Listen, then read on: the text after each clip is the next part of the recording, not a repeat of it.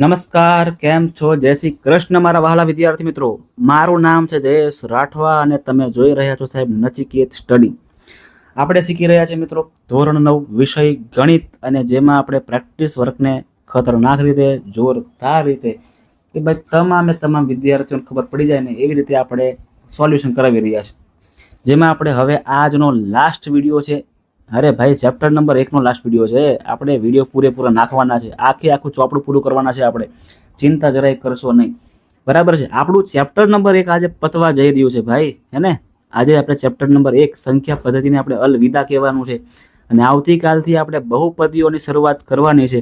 એટલે આજે આપણે છેલ્લા વિડીયોમાં એક વાક્યમાં જવાબ જે આપણને આપેલા છે 10 પ્રશ્નોને આપણે સોલ્વ કરવાના છે. ભાઈ, તમારી એક્ઝામમાં ક્યાંક ને ક્યાંક આવા પ્રશ્ન પૂછાતા જ હોય છે, અને એમાં તમે મિત્રો કન્ફ્યુઝ થઈ જાઓ છો, કેમ કે તમે લોકોએ ચોપડીમાંથી બધું કરી નાખ્યું હોય, પણ તમે પ્રેક્ટિસ વર્કના દાખલા કાં તો તમે બીજા કોઈ પણ દાખલા સોલ્વ નથી કરતા, કે જેના કારણે તમારું મિત્રો જ્ઞાન છે ને, જ્ઞાન એ સીમિત રહી જાય છે, આગળ નથી વધતું. એટલા માટે આપણે તમને પ્રેક્ટિસ વર્કનું સોલ્યુશન કરાવી રહ્યા છે.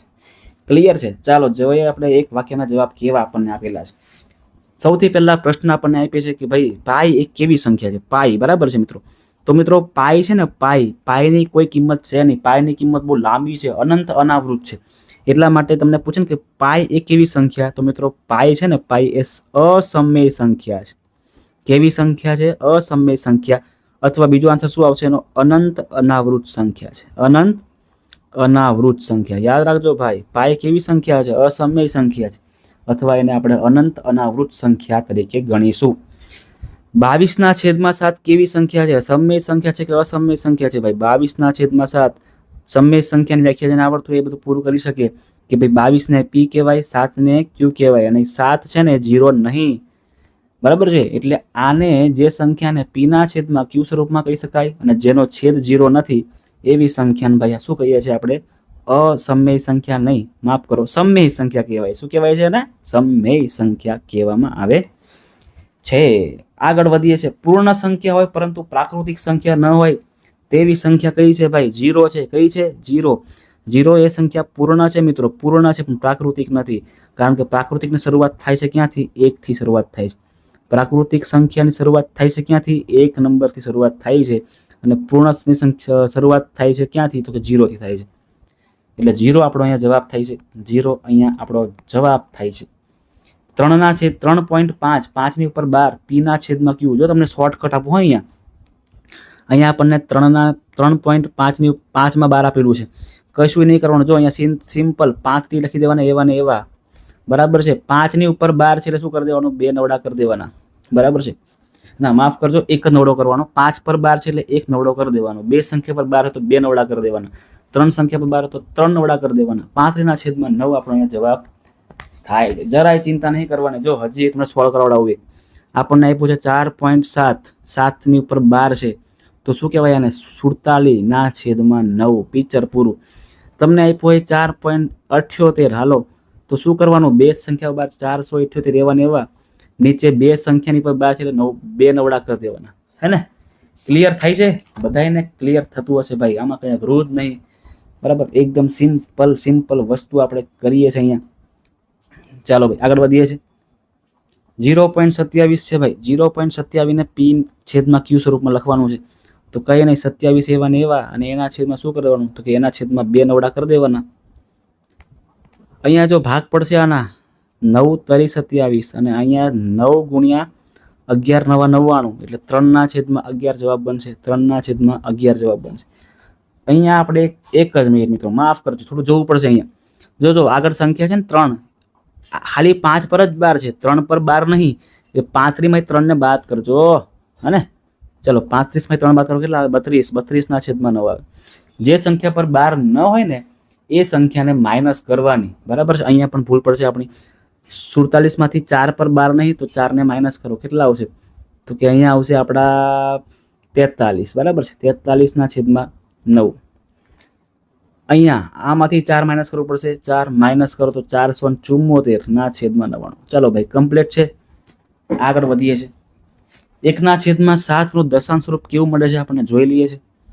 1 મૂકો અહીંયા, 7 મૂકો બારે, પોઈન્ટ કરીને 0, 7 × 7, અહીંયા 3 વધશે 0, 7 ચોક 28, 2 વધશે 0, 7 દુ 14, 6 વધશે 0, 7 8 56, 4 વધશે 0, 7 5 35, અહીં કરી દઉં છું. હા, ફરી 5 વધશે 0, 7 7 49.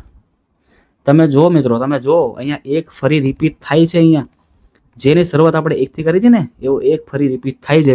રિપીટ થાય છે એટલે આને સિમ્પલ રીતે અનંત આવૃત જ કહીને પૂરું કરી દેવાનું. શું કહેવાનું છે ભાઈ? તું અનંત આવૃત સંખ્યા છે, ચાલ ભાગ. હે ને? આગળ 0.37, 0 કેટલા છે અહીંયા? 37. એ સમય સંખ્યા છે કે અસમય સંખ્યા? જો મિત્રો, એકદમ આપણને આપેલું જ છે, બરાબર છે, કે અહીંયા 0.37 માં 3 ઉપર 12 નથી, 7 પર 12 છે, એટલે 7 7 7 7 7 રિપીટ થાય છે. જેમાં સંખ્યા રિપીટ થતી હોય ને એને અનંત આવૃત સંખ્યા કહેવામાં આવે. એને શું કહેવામાં આવે? અનંત આવૃત કહેવામાં આવે. અનંત આવૃત સંખ્યા ઓલવેઝ કેવી હશે? સમય સંખ્યા જ હશે, હશે અને હશે. આગળ વધીએ છે. અહીંયા જોજો, 8નો વર્ગ કરવાનો છે. જો વર્ગમૂળની અંદર શું છે? 8નો વર્ગ કરવાનો છે. કરી દઈએ છે 64, અને 15નો વર્ગ કેટલો? 225. આનો તો સરવાળો કરો તો કેટલા? 225 અને 64નો સરવાળો કરવાનો છે. 9 અહીંયા આવશે 8 અને 2 289. કેટલા આવે છે? 289. જે 17નો વર્ગમૂળ, 17નો વર્ગ છે, હે ને? તો 17 આપણો જવાબ છે. 17 શું કહેવાય? 17 ને આપણે સમય સંખ્યા કહીએ છીએ પ્રેમથી. 17 શું છે ભાઈ? સમય. કારણ કે 17ના છેદમાં કંઈ નહીં એટલે 1 તો હોય જ. અને આને આપણે પી કહીએ, આને આપણે ક્યુ કહીએ. ક્લિયર છે ને? આગળ વધીએ છીએ. 9માં નંબરનો દાખલો છે. 8 અને 15નો સરવાળો કરો તો કેટલા આવે? 23. અને 23 છે આપણી અસમય સંખ્યા. અસમય સંખ્યા પર વર્ગમૂળ છે એટલે આને પ્રેમથી કહેવાનું કે ભાઈ તું સમય સંખ્યા નહીં બની શકે. હા ભાઈ, તું અસમય સંખ્યા જ બન, કારણ કે તું તો અવિભાજ્ય સંખ્યા છે અને તારી પર પાછું તારા માથા પર પાછું છાપરું છે. તું અસમય સંખ્યા બન. અને લાસ્ટ દાખલો છે આપણો, ચેપ્ટરનો લાસ્ટ દાખલો, અને ચેપ્ટર સ્વાધ્યાયનો લાસ્ટ દાખલો છે.